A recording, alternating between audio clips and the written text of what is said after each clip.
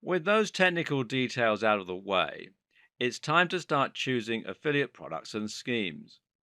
The first step here is going to be deciding which type of affiliate scheme you want to join up to. Do you want to sell a digital product, a physical product, or a service? The best answers for most beginners will be a digital product. This means something like an ebook, a report, or a digital course. There's no cost associated with the production, storage, or delivery here, and as such, the product creator gets a much bigger slice of the profit. What's more, they have more profit to share with you, and that means you can earn up to 50 to 75% from each sale. To find these products, you should look at an affiliate network such as JVZoo, which you can find here at jvzoo.com, ClickBank, which you can find here at clickbank.com, CJ Affiliate by Conversant. Now, this used to be called Commission Junction, and you can find out more at cj.com, and WSO Pro, which you can find here at warriorplus.com/WSO Pro. To use one of these sites, all you need to do is to sign up, browse through the available products, and then apply to work as an affiliate for a few. You can see data and information about each one, such as the number of sales, the cost, and so on. From there, you want to choose a digital product that is making a lot of sales, but also offers you a good amount of cash per sale. Think too of how you're going to market each of these products and what angle you're going to go with to make it desirable for your audience. Trying out the product is a very good idea, as is finding one that offers free marketing materials that the product creator has designed. Some will come with free landing pages, blog posts, email autoresponder sequences, and more that you can utilize. Promoting digital products means you make more money per sale, and it means there's less that can go wrong. It's also the preferred method by many digital marketers, which means you can find a lot more advice and help. Some people, though, will feel more comfortable selling physical products, which they can do by signing up to Amazon Associates, which you can do at affiliate-program.amazon.com, or Share a Sale, which you can find here at shareasale.com. People like selling physical products because they still have a much wider audience.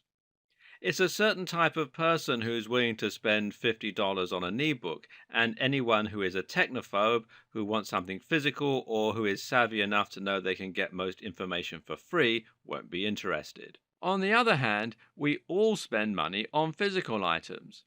This means you have a much larger potential audience.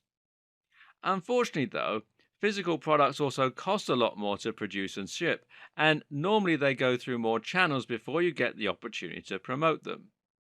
When you sell a product through Amazon, for instance, the money is going to get split between you, the product creator, Amazon, the delivery company, and possibly even another reseller. As such, affiliates on Amazon tend to get as little as 4 to 8% per sale, as opposed to 50 to 75%. The products will also be cheaper and less geared towards getting digital sales.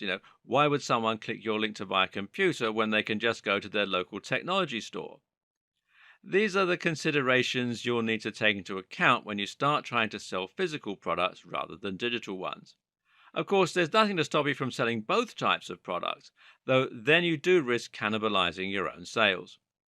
Ultimately, it makes more sense to start with digital products because you can make a bigger earning from fewer sales. When you're not yet getting the sheer volume of visitors you need to make hundreds of sales, selling digital products is still the quicker route to making more money. Finally, you can look at selling services or memberships. These will often provide you with what are known as lifetime commissions. For instance, if you can get people to sign up to a gambling site, then you might be able to earn commission from them for the lifetime of their membership. Get enough of these and you'll be set for life. But, of course, there are unique challenges here too. There are far fewer of these sorts of affiliate schemes, for obvious reasons, and normally the best way to find them is to visit the sites in person. This means you can end up with lots of separate accounts, and in turn, things can get a little fiddly. This is more complex and perhaps not a great starting point for a complete beginner. Something else to consider when choosing an affiliate product is whether it's something that you will be able to sell. Not only must it be possible to sell generally, but you also need to be able to sell it personally. That means that ideally it should be on a topic that you find interesting and that you know how to sell. When creating a blog or building a mailing list, you will usually need to write a lot of blog posts and emails on the topic of the product in order to build trust, provide value, and offer a reason for people to come to your website in the first place. If you aren't careful and you choose a subject you know nothing about, you'll quickly find this tiring and boring, and you'll again be more likely to quit.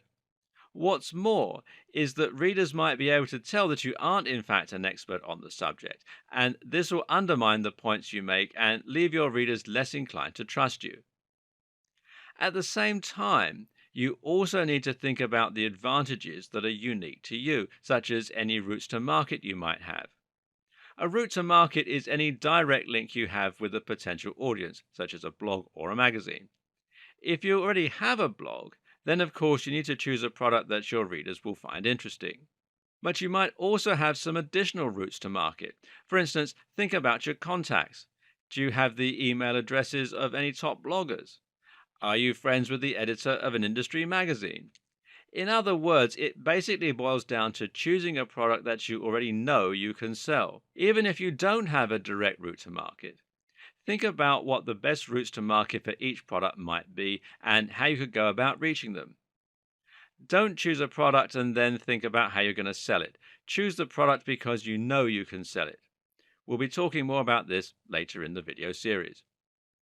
Likewise, another consideration you will have is whether to pick a big niche or a little niche. Of course, every internet marketer knows that your niche is your industry, which at the same time will dictate your subject matter. So, if you're selling an ebook on getting abs, your niche and your industry are fitness. On the other hand, if you're selling an ebook on making money online, then your niche is online business. Making money online is actually the biggest niche you'll find when it comes to digital products with affiliate schemes. In fact, Warrior Plus is entirely dedicated to digital marketing products. Meanwhile, just behind digital marketing as a popular niche are the fitness and online dating niches. This is a good thing because these are proven niches. People are happy to spend money to make money, and they'll also spend money to look and feel better or to find love. These are also subjects that appeal to everyone, so if you're looking for a product with a proven track record, it would likely be in these areas. But there's also a problem here. These areas are highly competitive and oversaturated for the same reasons. If you want to reach this audience, then you're going to need to spend more money on PPC advertising as you'll be bidding against more competitors. Likewise, if you want to create a blog, you'll be competing with a much larger number of other blogs for the top spot on Google and for readers. Conversely, if you create a blog on Super Meat Boy, then you'll be among maybe 2 or 3 other fan sites, and you'll find that you can quickly get seen by pretty much your entire audience. Likewise, you'll probably be able to advertise on Google or Facebook for these terms without spending much money. The same goes for writing about a specific job or profession. If you're selling an ebook on stage lighting techniques, then you'll find it much easier to reach those professionals without spending vast amount of money. But at the same time, the products will also appeal to a much smaller market. This means that it won't take as long to saturate the market, and you likely won't make as many sales over the long term. The answer? Often the best strategy will be to start smaller and then build your way up to reach the bigger niches. Another option is to choose an affiliate product that aims at a smaller cross-section of a much larger niche. For instance, fitness for the over 50s is a much smaller chunk of the larger fitness niche. The same goes for digital marketing for students. One more consideration, though, is who the target demographic is and specifically how much disposable income they have. In this regard, aiming at the over 50s makes more sense than aiming at students. Something you might be asking yourself at this point is why a digital product manufacturer would be willing to give away 75% of their profits. What's in it for them? To understand this, it's worth considering the power of scaling up. Sure, they're only making 25% per sale, but if they have 20 affiliates selling 100 copies of their item a day, they're still going to make far more than any of those individual affiliates. More importantly, they'll be able to earn much, much more than they would selling the product on their own. The more commission the affiliates offer, the more people will come on board versus other products, and that means they'll be able to continually scale up their profits. And anyway, they're probably still making money from their own marketing activities where they'll be making 100% per sale. The sales they get from you are all on top of their earnings.